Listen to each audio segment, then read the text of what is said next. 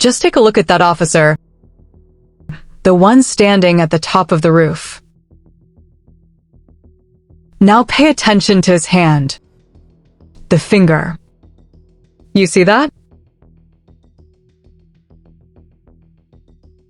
Hope it's not what I'm thinking.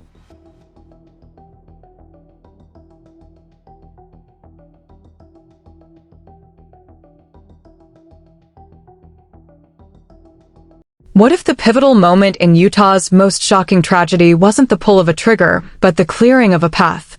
The accepted narrative frames one man as the shooter, yet the deeper you dig, the more the focus shifts to another figure, the one who may have ensured the shot could even happen. Updates continue to surface, each more unsettling than the last. The public has been fed a clean, linear story. But the trail beneath that story is jagged, irregular, and shadowed. One frame of video shows an officer perched above the crowd, his vantage point perfect, an elevated watchtower covering every rooftop, later blamed for harboring the sniper. The next frame, he's gone. No visible exit, no official mention, no documentation. He simply dissolves from the scene moments before a fatal bullet strikes. How does a protector vanish seconds before disaster, leaving the line of fire exposed? That unexplained departure shifts the entire question from who fired to who prepared the ground. Before we go further, I need you inside this investigation with me, not watching from the sidelines. Hit subscribe, tap the bell, and drop your city in the comments so we know exactly where the fight for truth is reaching, because every new voice strengthens the pressure we put on the system. Imagine this case as a corridor cloaked in darkness. One skip step can plunge you into confusion. Don't let that happen here. Strike the button, set the bell alight, and mark your city below so I know where your eyes are coming from. Whatever you do, remain here until the final word, because the detail that transforms this entire narrative may come when you least expect it. At 12:22 p.m., 1 minute before the shot that ended Charlie Kirk's life, a uniformed officer occupied the most advantageous point in the area. From that height, his line of sight spanned the Sorensen, Loci, and Woodbury rooftops, precisely the places later cited as potential sniper perches.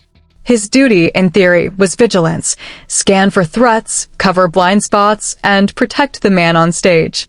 Yet at 12:23 p.m., when the rifle discharged, he had disappeared. No footage shows his path off the platform. No paperwork explains his withdrawal. He is absent at the one instant his eyes would have mattered most. Slow-motion analysis adds another layer. Just before he slips from the frame, his hand moves in small, deliberate gestures.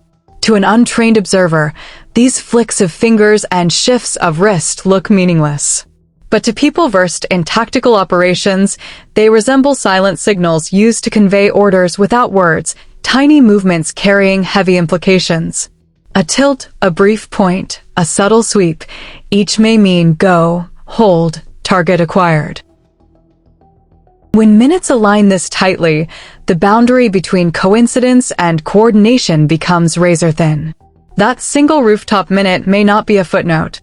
It may be the missing key to the entire event.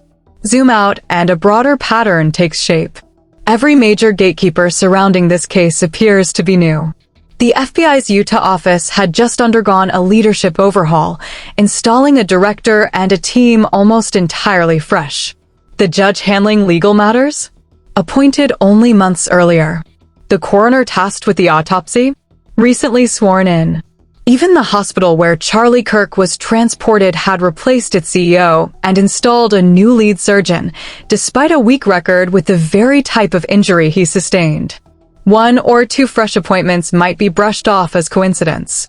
But when law enforcement, judiciary, and medical pillars all shift simultaneously in the midst of the most consequential case Utah has seen in years, coincidence starts to lose credibility. It begins to resemble a deliberate reset, an orchestration ensuring that only untested, easily guided officials sit at the levers of authority.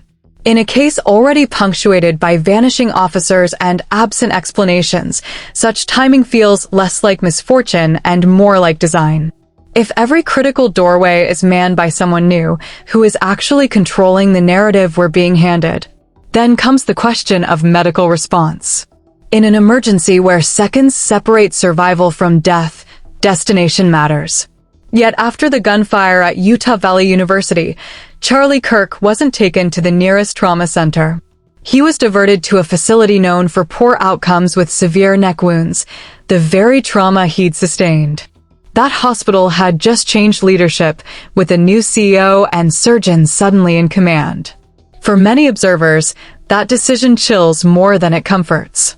Was the route chosen for medical expertise or for the ability to manage the situation from inside closed doors? And the anomalies don't stop at logistics. Authorities assert that Tyler Robinson fired a .306 rifle, broke it down, and concealed it in a slim backpack within minutes before disappearing from a rooftop. Ballistics experts shake their heads. Disassembling such a weapon is no casual fold and stash operation. It requires multiple tools, practiced dexterity, and steady fine motor skills notoriously compromised under the adrenaline surge that follows pulling a trigger. Even trained marksmen find their hands clumsy after a shot, let alone during a frantic escape. Then there's the matter of physics. The rifle's barrel alone exceeds the length of the small pack Tyler allegedly carried. Demonstrations with comparable firearms show pieces protruding, awkward, and impossible to conceal. Add the absence of gloves, despite handling a barrel hot enough to sear skin, and the official sequence phrase.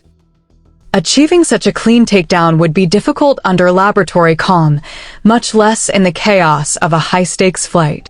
This leaves a gaping hole. If the accused lacked the time, tools, and physical ability to disassemble and hide the rifle as claimed, then how did the evidence line up so neatly? And who, if not Tyler, ensured that this version of events became the accepted story? From the outset, Tyler Robinson's family has been vocal.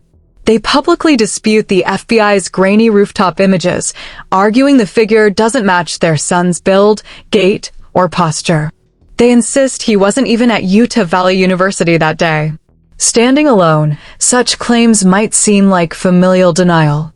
But more footage complicates the picture. Some clips appear to show a woman near the scene moments before the shot, fueling speculation that if Tyler played a role, he didn't act alone or perhaps didn't act at all. Tyler's digital footprint deepens the paradox. His Discord activity reportedly showed no violent rhetoric, no extremist leanings, none of the hatred prosecutors attribute to him. Yet, suddenly, confession, notes, and engravings appear on the rifle, reading like a scripted manifesto. The leap from a non-violent online persona to a precision-planned assassination seems abrupt, too convenient, and eerily aligned with the story investigators are eager to tell. Taken separately, each of these elements might be dismissed as coincidence or the product of online conspiracy. But combined, they form a pattern too structured to ignore. A veteran officer vanishes seconds before a gunshot. Every key position, from FBI leadership to coroner, happens to be filled by newcomers. A high-profile victim is rushed past the nearest trauma center to a hospital with untested leadership. An alleged weapon is broken down in record time under conditions experts call impossible. This doesn't resemble chaos. It resembles choreography. Every gap neatly covers another. Every questionable decision lands exactly where it needs to. Accept these details at face value, and the bigger picture stays hidden.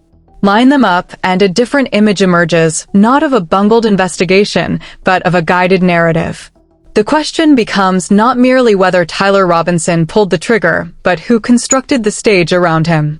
In a case stacked with improbabilities, the most improbable theory may be that everything unfolded by chance. And the deeper you go, the stranger it gets. A missing officer who slips out of sight at the exact instant a shot is fired. A hospital chosen against logic, run by leaders with untested reputations. A surgeon whose role remains unexplained. Threads of federal connections weaving through every corner of the case, waiting for someone to tug. These aren't stray details. They're pressure points. In the next video, we're going to press them hard because pressure reveals what surface stories conceal. But before we chase that trail, push back with your presence. Drop your thoughts below and tell me where you're watching from. If you want each fragment of this story as it breaks, lock in here. That single click isn't just support, it's public pressure on a system that counts on silence. Stay with us, because the next revelation could upend everything you thought you knew.